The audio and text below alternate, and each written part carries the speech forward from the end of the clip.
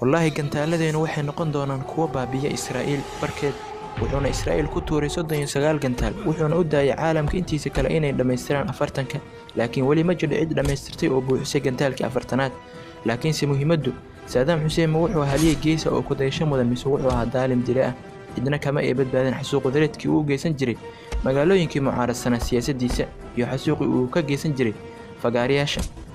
taariikhdii siyaasadeed ee Saddam Hussein waxay soo bilaabatay 1960 oo cariiridiisii Masar iyo ku soo laabashadiisii xabsiyada Ciraaq iyo soo fuulistiisii salaanka siyaasadda ee ku noqday madaxweyne ku xigeenka Ciraaq ilaa uu ka soo gaaray kursiga ugu sarreeya waddanka ee madaxweynaha Ciraaq sanadii 1979 kadib Saddam wuxuu bilaaway bilowga xukunkiisa inuu laayay 17 ka mid ah saaxiibadiisa kuwaas ka mid ah hoggaanka sare ee xisbiga Al-Ba'th kadib Saddam Hussein wuxuu gacan bir ku qabtay gudaha Ciraaq wuxuuna isku diyaariyay inuu dab ka shido banaanka xuduud ka samaysan dab kama soo wareegin sanad intuu Saddam xukunka hayay ilaa uu ka furay dab xuduudeed uu la leeyahay Iiraan sanadii 1980 wuxuuna ka cabsaday xisbiga Al-Ba'th ee hogaaminayay Saddam Hussein calanka kacaanka Islaamiga ee ka dhashay Iiraan inuu saameyn ku yeesho shiicadii joogtay gudaha Ciraaq kuwaas waddanka ah 75% kadib wuxuu shiday Saddam dab aan damin ilaa 8 sano taasoo ka mid ah dagaaladii ugu dheeraa ee dhacay qarnigii 20aad wuxuuna bilaabay Saddam siyaasadiisa la yaab kala wuxuu taageero ka doontay Khaliijka iyo Mareykanka wuxuuna Khaliijka ka dhaadhicay inay ku taageeraan dagaalkiisa uu kaga soo jeedo Iiraan isagoo la wadaagay cabsida uu ka qabo kacaanka Iiraan inay saameyn ku yeelato boqorada Khaliijka wuxuuna Mareykanka ula tagay kana dhaadhicay inuu dagaal kula jiro kacdoonka Islaamiga ee ka curtay Iiraan taasoo saameyn ku yeelan doonto dagaalgalka uu Mareykanku lahaan doono bariga dhexe si uu u soo saaray hadalkii caan baxay ah inuu yahay libaax sunnada wuxuu taageero dhaqaale oo badan ka helay Khaliijka sidoo kale wuxuu saanada military oo badan ka helay Mareykanka kadib sanado badan oo uu socday dagaal qaraar oo kula jiray Iiraan kaasoo aan lahayn wax natiijo ah Saddam wuxuu soo noqday dhankii gudaha Ciraaq wuxuuna noqday maamulkiisa maamul adag oo ka samaysan malaayiin sirdoon ah markii uu sameeyay ciidan difaac oo awood badan taasoo uu ku kasbaday taageerada shucuubta Carbeed oo aan muddo arag dawlad Carbeed oo awood badan wuxuuna ahaa maamulkiisa mid asaasay ciidan arxan daran oo gacan bir ku qabtay gudaha Ciraaq kuwaasoo ka koobanaa silsilado isdaba taxan oo ciidamo qarsoodi ah oo aad u aaminsanaa Saddam Hussein kuwaasoo aan lahayn wax naxariis ah wuxuu asaasay ciidamada nabadgelyada gudaha si ay u noqdaan ushiisii adkeed sidoo kale wuxuu asaasay ciidamo dabagala oo ilaaliya askarta Ciraaq sidoo kale wuxuu xisbiga Al-Ba'th u sameeyay ciidamo khaas oo difaaca xisbiga kadib waxaa la soo gaaray markiisa wuxuuna sameeyay ciidamo ilaaliya isaga kuwaasoo ka kooban kooxo badan oo khaas u ah isaga kuwaasoo ugu magac daray xoogaga ilaaliyaasha waxaan halkan ka soo baxay 3 kooxood oo kala duwan kuwaasoo mas'uulka ah ilaalinta Saddam Hussein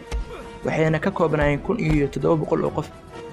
natiijaduna waxay noqotay leynta iyo khaarijinta mucaaradka daldalaada kuwa ka soo horjeeday siyaasadihiisii markaan libaaxi sunnada wuxuu afgamiyay isla sunnadii kadib muddo 8 sano oo socday dagaal uu kula jiray Iiraan taasoo uusan ka gaarin wax guul ah ayna kaga khasaartay hanti dhan $40 bilyan waxaa hoos u dhacay dhaqaalihii Ciraaq waxaana gudaha waddanka ka dhashay sicir barar iyo dhaqaale xumo ay sababtay dagaalkii 8 sano ay socday ay Ciraaq kula jirtay Iiraan markaan Saddam Hussein wuxuu u jeestay dhanka iyo Kuwait isagoo la galay dagaal xuduud isagoo ku andacoonay inay Kuwait ay hoos u dhigtay qiimihii shidaalka ayna lacag yar ka siiso Mareykanka shidaalka taasoo keentay in dhaqaalihii Ciraaq uu hoos u dhacay maadaama uu ku tiirsanaa dhoofinta shidaalka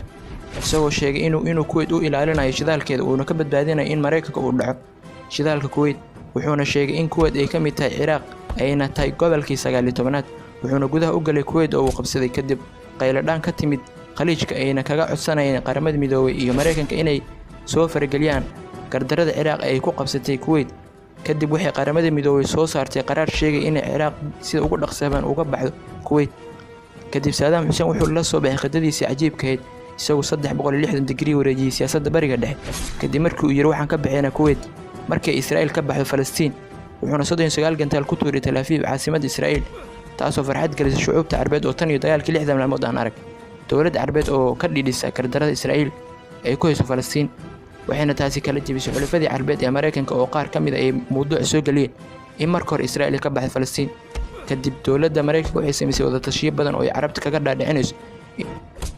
in Israa'iil iyo Kuwait ay yihiin laba mowduuc oo aan marnaba la isku qaldin wayna ku guuleystay arintaas kadib Mareykanka iyo xulafadiisa Carbeed waxay qaadeen weerar ay ku xoreynayeen Kuwait ayna kaga saarayeen Ciraaq kadib xoreyntii Kuwait beesha caalamka iyo dawladda Mareykanka waxay cunaqabateen culus ku soo rogeen Ciraaq taasoo saameyn culus ku yeelatay noloshii dadkii reer Ciraaq ilaa markii dambe ay dawladda Mareykanka ku eedeysay Ciraaq inay hubka wax kumaaday ee nuclearka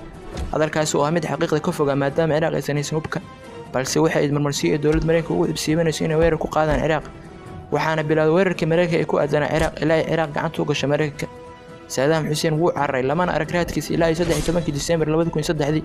markaasoo ciidamada Mareykanka soo qabteen saadaam waxaana bilaabatay maxkamadeyntii dheereed ee saadaam xuseen isagoo ogaa in xukunkiisu noqon doono mid dadkoo dhan ay daawadaan dhawaatay ama dheeraataya